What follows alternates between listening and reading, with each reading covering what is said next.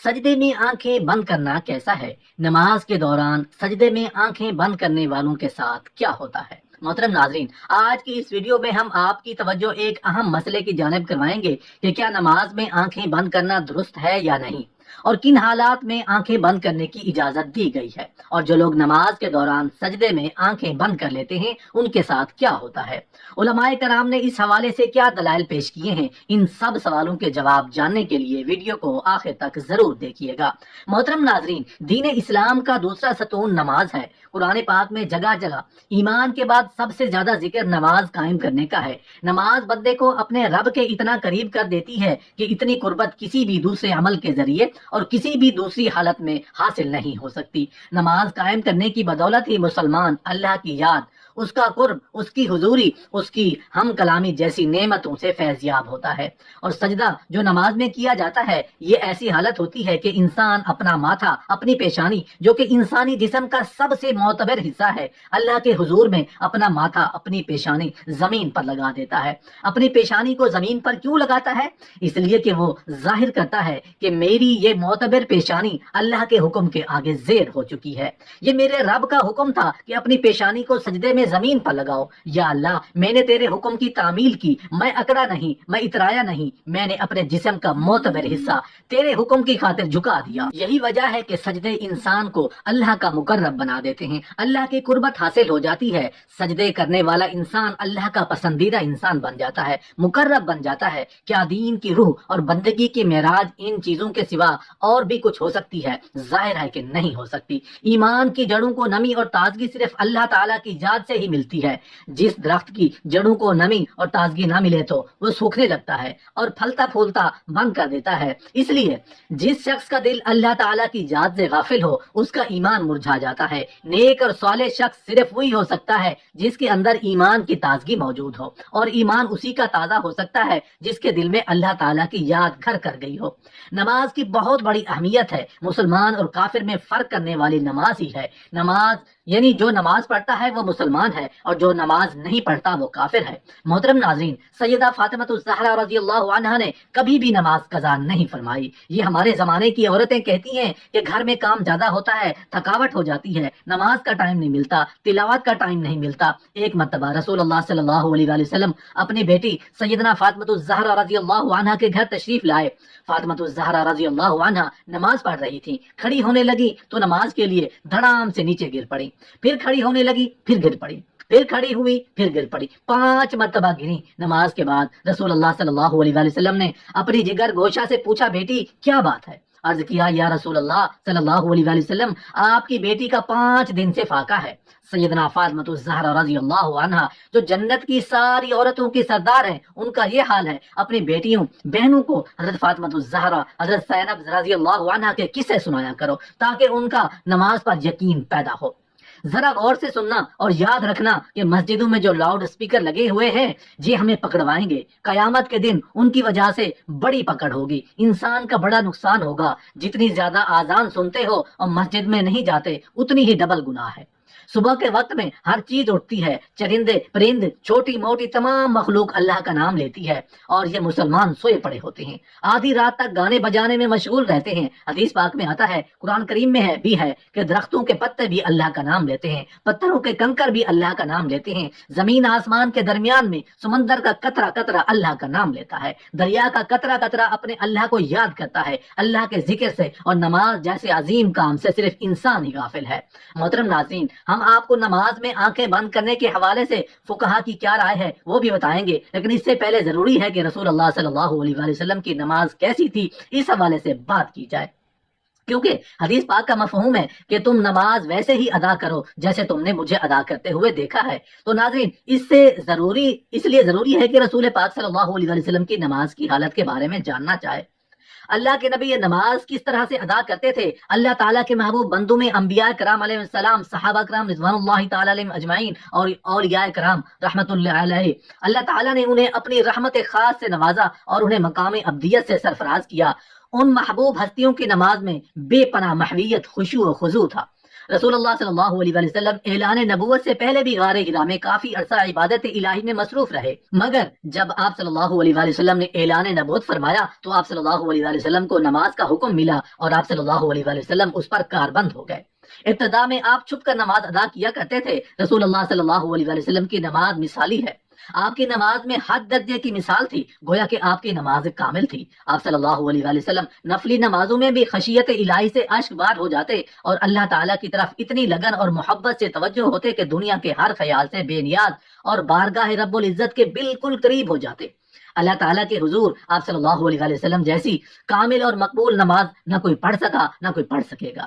آپ تہجد پڑھا کرتے تھے اور شروع میں آپ صلی اللہ علیہ وسلم پر نماز تہجد فرض تھی، اس کے کچھ عرصے کے بعد صبح و شام آپ صلی اللہ علیہ وسلم نے 2 رکعتیں پڑھنا شروع کر دی۔ اس کا ذکر قرآن پاک میں یوں ہوا، صبح و شام اپنے پروردگار کا نام یاد کیا کرو اور رات کے وقت دیر تک اس کو صدا کیا کرو، اس کی تسبیح کیا کرو۔ مفسرین کا کہنا ہے کہ رات کو اٹھ کر دیر تک نماز پڑھنے کا حکم 1 سال تک باقی رہا، اس کے بعد رات کی نماز فرض کی بجائے نفل ہو گئی۔ تہجد کے نفل ہو جانے کے بعد بھی رسول اللہ صلی اللہ علیہ وسلم شب میں کثرت سے نماز پڑھا کرتے تھے اور بڑی قرات کیا کرتے تھے۔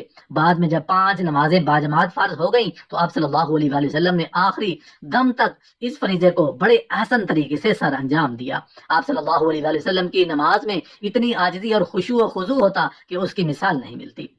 بخاری شریف میں ہے کہ ایک بار ایک شخص نے ام المومنین حضرت عائشہ صدیقہ رضی اللہ عنہا سے درخواست کی کہ حضرت محمد صلی اللہ علیہ وسلم کی کوئی عجیب بات جو آپ نے دیکھی ہو بیان کیجیے۔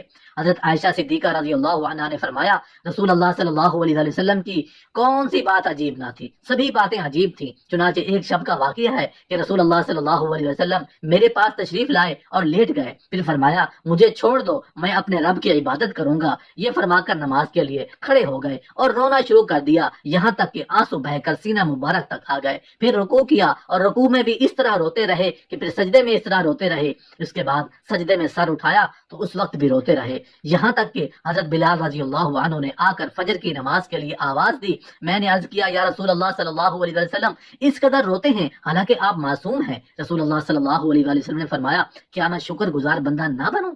محترم ناظرین، آپ صلی اللہ علیہ وسلم نے نماز کے لیے بہت سی تکالیف بھی برداشت کی۔ بخاری شریف میں ہے کہ ایک دن آپ صلی اللہ علیہ وسلم حرم شریف میں نماز پڑھ رہے تھے اور قریش بیٹھے مذاق کر رہے تھے۔ ابو جہل نے کہا، کاش اس وقت کوئی جاتا اور اونٹ کی اوجھڑی نجاست سمیت اٹھا لاتا اور محمد صلی اللہ علیہ وسلم جب سجدے میں جاتے تو وہ ان کی گردن پر ڈال دیتا۔ چنانچہ عقبہ نے ابو جہل کی خواہش کے مطابق ایک بڑے اونٹ کی اوجھڑی لا کر آپ صلی اللہ علیہ وسلم پر ڈال دی اور آپ کو سخت تکلیف اٹھانا پڑی۔ مسلم شریف میں حضرت حذیفہ رضی اللہ عنہ سے مروی ہے کہ ایک رات مجھ کو رسول اللہ صلی اللہ علیہ وسلم کے ساتھ نماز پڑھنے کا اتفاق ہوا۔ رسول اللہ صلی اللہ علیہ وسلم نے سورہ بقرہ شروع کی، میں نے سمجھا آپ 100 آیتوں تک پڑھیں گے، لیکن جب آپ اس کو پڑھ کر آگے بڑھے تو میں نے دل میں کہا شاید آپ پوری سورت ایک ہی رکعت میں ختم کرنا چاہتے ہیں۔ چنانچہ آپ نے اس سورت کو ختم کیا تو میں نے خیال کیا اب آپ رکوع کریں گے، لیکن آپ صلی اللہ علیہ وسلم سورہ آل عمران شروع کر دی اور وہ بھی ختم ہو گئی۔ سورہ النساء شروع کر دی۔ رسول اللہ صلی اللہ علیہ وسلم بہت ٹھہر کر نہایت سکون و اطمینان سے قرات فرما رہے تھے اور ہر آیت کے مضمون کے مطابق درمیان میں تسبیح اور دعا کرتے جاتے۔ اس کے بعد رسول اللہ صلی اللہ علیہ وسلم نے رکوع کیا اور رکوع میں بھی قیام کے برابر توقف کیا، فرمایا پھر کھڑے ہوئے اور اتنی ہی دیر کھڑے رہے، پھر سجدہ کیا اور سجدے میں بھی اس قدر دیر فرمائی۔ حضرت عوف رضی اللہ عنہ کہتے ہیں کہ ایک رات میں رسول اللہ صلی اللہ علیہ وسلم کے ساتھ تھا۔ رسول اللہ صلی اللہ علیہ وسلم نے مسواک کیا، وضو فرمایا، نماز کے لیے کھڑے ہو گئے۔ میں بھی رسول اللہ صلی اللہ علیہ وسلم کے ساتھ نماز میں شریک ہوا۔ رسول اللہ صلی اللہ علیہ وسلم نے ایک رکعت میں پوری سورہ بقرہ پڑھ ڈالی، جہاں رحمت کی آیت آتی ہے ٹھہر جاتے اور دیر تک رحمت کی دعا مانگتے رہتے۔ سورت کے آخر پر رکوع کیا اور اتنی دیر تک رکوع میں رہے جتنی دیر سورہ بقرہ کی قرات میں لگی تھی۔ رکوع کے بعد اتنا ہی طویل سجدہ کیا، دوسری رکعت میں سورہ آل عمران پڑھی، اسی طرح ہر رکعت میں پوری ایک سورت پڑھتے رہے۔ تو محترم ناظرین، رسول اللہ صلی اللہ علیہ وسلم اس طرح سے نماز پڑھا کرتے تھے۔ کیا ہم نے کبھی غور کیا ہم کس طرح سے نماز ادا کرتے ہیں؟ کیا ہماری نماز میں کوئی ایک سورت مکمل پڑھی جاتی ہے؟ اپنے گریبان میں جھانک کر دیکھیں، پھر آپ کو پتہ چلے گا کہ امت محمدی میں پیدا ہونا خوش قسمتی تو ہے، لیکن کیا ہم نے ان کے طور طریقوں کو فالو کیا ہے یا نہیں؟ تو ناظرین، اب بات کرتے ہیں کہ کیا نماز میں آنکھیں بند کرنا صحیح ہے یا نہیں۔ اس حوالے سے فقہا نے کیا فرمایا ہے۔ اہل علم متفقہ طور پر نماز میں بلا ضرورت آنکھیں بند کرنے کو مکروہ کہتے ہیں۔ چنانچہ الروز کے مؤلف نے صراحت کے ساتھ یہ لکھا ہے کہ یہ یہودیوں کا عمل ہے۔ اسی طرح تحفۃ الملوک کے مؤلف نے بھی اس کے مکروہ ہونے کی صراحت کی ہے، لیکن انہوں نے کسی قسم کی ضرورت ہونے یا نہ ہونے کا ذکر نہیں کیا۔ اور کاسانی رحمۃ اللہ علیہ کہتے ہیں کہ یہ مکروہ ہے کیونکہ یہ سنت سے متصادم ہے، کیونکہ نماز کی حالت میں سجدے کی جگہ پر دیکھنا شرعی عمل ہے، نیز یہ بھی کہ ہر عضو کا عبادت میں حصہ ہے، چنانچہ اسی طرح آنکھوں کا بھی عبادت میں حصہ ہے۔ مراقی الفلاح کے مؤلف نے نماز کے دوران آنکھیں بند کرنے کو مکروہ کہا ہے، تاہم کہیں مصلحت کا تقاضا ہو تو جائز ہے۔ بلکہ انہوں نے یہ بھی کہا کہ بسا اوقات آنکھیں بند کرنا آنکھیں کھولنے رکھنے سے بہتر ہوگا۔ امام آس بن عبدالسلام رحمۃ اللہ علیہ نے اپنے فتویٰ میں ضرورت کے وقت آنکھیں بند کرنے کی اجازت دی ہے۔ اگر اسے نماز میں خشوع زیادہ پیدا ہونے کا امکان ہو تو آنکھیں بند کی جا سکتی ہیں، جبکہ ابن قیم رحمۃ اللہ علیہ نے زاد المعاد میں صراحت کے ساتھ لکھا ہے کہ اگر آنکھیں کھول کر رکھنا ضروری ہے اور اگر آنکھیں بند کر کے رکھنے سے زیادہ خشوع پیدا ہوگا، مثلا کوئی ایسے نقش و نگار یا کوئی اور چیز موجود ہے جس سے خشوع میں خلل پیدا ہوتا ہے، تو پھر قطعی طور پر مکروہ نہیں ہے، بلکہ ایسی صورت میں آنکھیں بند کرنے کو مستحب کہنا مقاصد شریعت سے مکروہ کہنے کی نسبت قریب تر ہے۔ تو ناظرین، فقہا کے فرمان کے مطابق ہم نے دیکھا کہ کیا نماز کے دوران آنکھیں بند کی جا سکتی ہیں یا نہیں۔ بہرحال بہتر یہ ہے کہ آنکھیں کھول کر نماز پڑھی جائیں، کیونکہ نماز پڑھنے کے دوران سجدے کی جگہ پر دیکھنا ضروری ہے۔ ناظرین، آخر میں اللہ تعالیٰ سے دعا ہے کہ اللہ تعالیٰ ہمیں دین کی سمجھ عطا فرمائے، ہماری نمازوں میں خشوع خضوع پیدا فرمائے، جس طرح رسول اللہ صلی اللہ علیہ وسلم نے زندگی گزاری ہے انہی کے نقش قدم پر چلنے کی توفیق عطا فرمائے۔ ہم رسول اللہ صلی اللہ علیہ وسلم پر سنتوں پر عمل کرنے والے بن جائیں، ہمارا جینا مرنا رسول اللہ صلی اللہ علیہ وسلم کی اتباع میں گزرے، ہم رسول اللہ صلی اللہ علیہ وسلم کے سچے پکے امتی بن جائیں۔ یا اللہ پاک ہمارا خاتمہ ایمان پر فرمانا، آمین یا رب العالمین۔